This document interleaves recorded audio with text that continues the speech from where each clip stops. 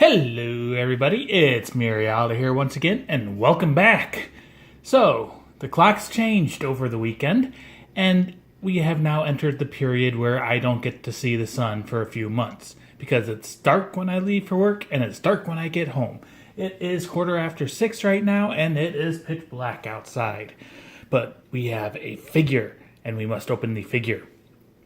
I'm about ready to fall asleep too, but we must open the figure. So yes, she finally came home. It's not an Ami box because I wound up buying her from a US store because she was slightly cheaper and was still available. So let's go ahead and get this one little lady open. This is from Clockwork Planet. It is RyuZU. Yes, RyuZU. And this figure is the only reason that I watched the show. The show was okay-ish. It would have been better without the kids, the main characters. If it was all about RyuZU, it would have been a good show. So we'll turn it sideways so you don't see my address. And we'll take the invoice out so you don't see my information. And we'll look. Okay. And I am 99% certain I have opened her upside down. So I bought this from Lunar Toy Store. So this is how they ship it. Yes, I did. I opened her upside down. It's tradition. So she barely fits in the box lengthwise. They did put in a little bit of padding, not a whole lot, but it's enough. So there is RyuZU. She is in a plastic bag. And lighting sucks. So I have gone on MFC since she was released a while ago, and people have gotten her, and they don't have the best things to say about this figure. So yay. Let's get her out of the bag. Hopefully she turned out better than people are making her out to be. So yes, this is RyuZU. She is from Clockwork Planet. She is manufactured by Kotobukiya and is a 1/7 scale figure. There is the original artwork she is based off of. She was released on August 24th of 2017. Like I said, I bought her from Lunar Toy Store, which is a US store, so I knew she was going to be late. But she just released, shipped out on November 2nd, so yay.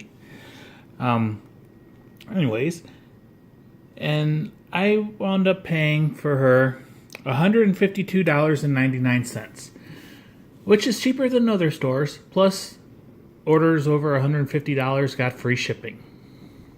So yay. I first saw this figure at Wonder Festival, and I liked it, and like I said, that's the whole reason I watched the show, and then I eventually decided to buy it. So there's the top. And there is the bottom. So yeah, let's get RyuZU open. So there is one seal. It's a pretty heavy-duty cardboard box.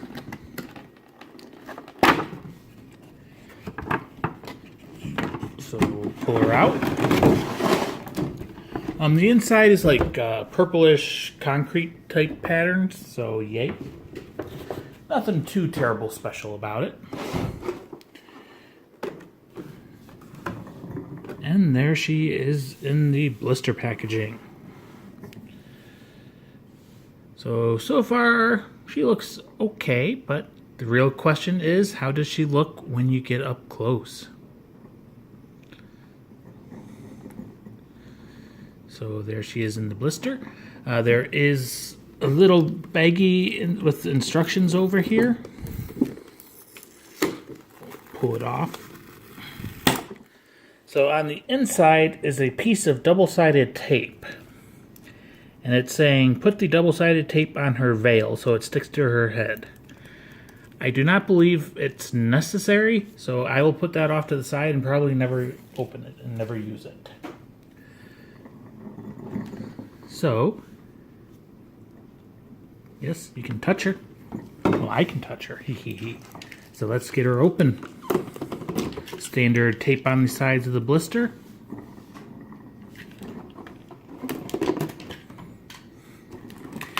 And blister's pretty tight, at least on this side.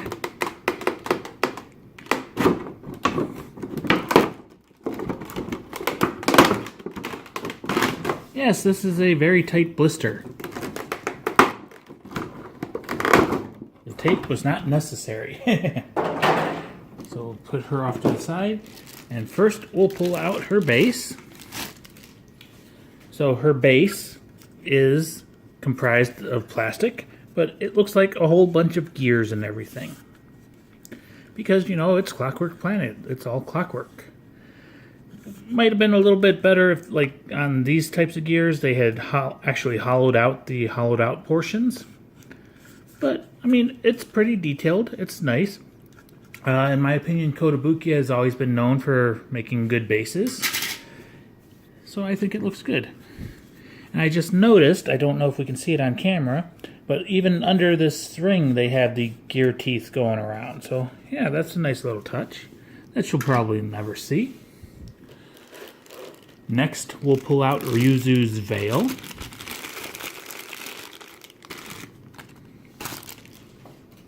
So there is the inside of her veil, which you will not see because it will be on her head. It's got some little scroll work around the edge. It's all sculpted.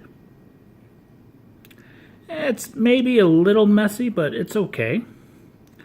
There is her hair ornament. Lots and lots of little gears and a little spike. And a little flower in there. There is the back of her veil. So it is multi-layered. There's 3 layers. And you can see the etching underneath. And it's got a white paint tinge to it. So yeah, fine lines. I mean, it's Kotobukiya quality, so yeah, it's a little bit sloppy. But it still looks pretty good. So that's the veil. And next, we have RyuZu. Yes, RyuZu. So she is basically in a plastic bag, it looks like.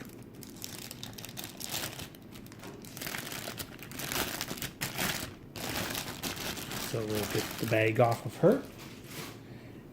And there she is. So she has a clear base that she stands on, which goes on top of the gears. And if we look on the bottom, and if we try to focus, she is screwed onto the base. So either she's screwed on or those are pegs, but either way, she's attached to the base. So autofocus again. And the little pegs do stick out a little bit, so she does not slide around very nicely.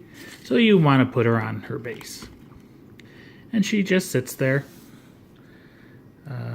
It's actually not the most stable thing. Yeah. Yeah, because if we tilt down, so the clear part, whoops, it rests on this inner ring, and that inner ring does not go all the way around. So if you put her on the base, give her a little shake, it's not the most stable thing in the world, so yeah, not a good job, Kotobukiya, on that. But anyways, we shall look at her. She's stable enough. So her stockings have some good sculpting in there, nice ribbing. They do have some shading around the knees. There's her shoes. Nice little high heel shoes, and she's got some ribbons wrapped around them. Nice little bows. Important questions to be answered. Black and sculpted. So yay. There is the front of her dress. Let's tilt the camera back up. So yeah, nice detailing. There's her hand holding the dress up a little bit, you know, doing a little curtsy. about to attack with the stuff, with her weapons. This hand is not really gripping the dress very well, at all. Underneath we see more of the sculpted, painted clockwork patterns. Underneath the clear part, it is, if I can get my finger under there, yes, it is sculpted, that little like brick pattern. That's finely sculpted underneath. You can kind of see it there. And it definitely goes all the way up. There is her chest region. She has modest-sized boobs. A little bit of cleavage, maybe. Looks like she is wearing a shirt on underneath, so no real cleavage. If we look inside of her poofy shoulders, we see they are hollow and they have cutouts, and you can see a whole bunch of straps and buckles under the sleeves on both sides. And there is her face. If we pick it up a little bit. Yeah, I mean, it looks like RyuZU. It's a pretty plain face, but not expecting super details. She is an automaton after all. She does have some clockwork pendants around her neck, and she has a red string around her, which I don't know what its significance is. Maybe it's supposed to be like the red string of fate. Top of her hair is pretty plain, and you can see like that piece is glued on after the fact. Got the seam line, so yay. And then we can just stick her veil on, and yes, it is pretty stable. It's not, you know, permanently attached, but there, I'm definitely going to display her with the veil. I think it adds so much more to her. Let's go ahead and put her back on the base. And we'll move the camera around, tilt it up a little bit. Bring in a little closer. Fiddle with the lighting. Yeah, a little bit dark without that one, but with it, it's a little washed out and a little yellow, but I mean, it's dark. We got to do what we got to do. I do notice she has some blush on her face, which doesn't make sense since she is a clockwork automaton. But hey, she's blushing and she's cute. So we'll do a nice little spin around of her, and I'll look at the close details again as I do this spin around. So, yeah, the only way I can describe it, yeah, it's Kotobukiya quality. So once again, the sculpt, I really like the sculpt. The details, like the overall look, I like it. But when you get close, you know, put your eyeballs right next to it, they just didn't quite execute completely perfectly. I mean, it looks good, but like the little tracings inside the little sculpt work is just a little clumpy. This one, kind of, the plastic is bent in a little bit. But overall, I like it. I say I overpaid. Like, maybe $100 would be good for her. But $150, yeah, I paid $150 for a worse figure, so it's okay. And like I said, this figure is the whole reason I watched the show. The show was meh. It would have been better if it was all RyuZU and not, you know, the stupid kids and screaming, "Encore, encore." No, RyuZU. RyuZU, yes. This is RyuZU. She is from Clockwork Planet. She is manufactured by Kotobukiya and is a 1/6 scale, or 1/7 scale figure, excuse me. And she was released on August 24th of 2017. I bought her from a U.S. store, a Lunar Toy store, and I paid $152.99. I ordered her back on May 28th of 2017. And the reason I did that was, A, she was sold out at Ami at the time, And everywhere else it was even more expensive. Plus I got free shipping, so had to wait a little bit longer to get her. But I'm happy with her. And you can see like the clear plastic base on top of the clockwork base, which makes it look a little bit more like a watch. A giant watch. And she is standing on it. So anyways, RyuZU. I hope you enjoyed. I'm out. Bye-bye.